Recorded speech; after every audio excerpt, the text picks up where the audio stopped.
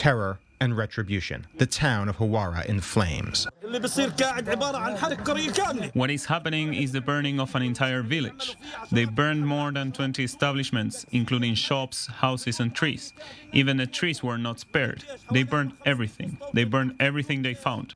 Hours of riots before the military stepped in left one Palestinian dead. During the dark of night, hundreds of settlers and hilltop youth gathered on Huwara, chanting revenge for two Israeli brothers murdered in yesterday's terror attack, despite pleas from the Prime Minister not to resort to vigilantism. I ask, even when the blood is boiling, not to take the law into one's hands. I ask the IDF and security forces be allowed to carry out their work. I remind you that in recent weeks, they have targeted dozens of terrorists and thwarted dozens of attacks. Let the IDF complete its pursuit. Israel's defense minister condemned the rioters. I call on everyone to restore calm. It is neither legitimate nor possible to operate individually. We cannot allow a situation in which citizens take the law into their hands. Even firebrand National Security Minister Itamar Ben-Gvir followed suit. I understand the troubled feeling, but this is not the way. We don't take the law into our hands. The Israeli government, the IDF, and other forces are the ones who need to crush our enemies. But not all leaders were so conciliatory. Coalition member Zvika Fogel made multiple radio appearances to say, when the IDF doesn't act, villages should burn.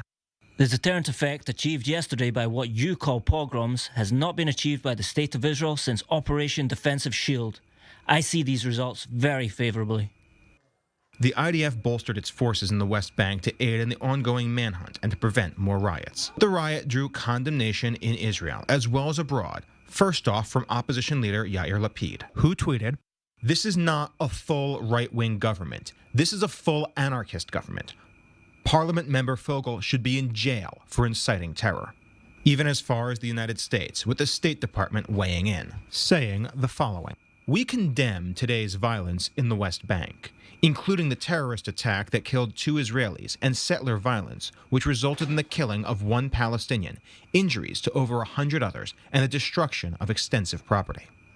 Palestinian Authority leader Mahmoud Abbas said he holds Israel's government responsible for the actions of the rioters, explicitly pointing his finger at the hardline right members of the coalition. The rubble still smolders and tempers burn hot. Everyone waits to see who makes the next move.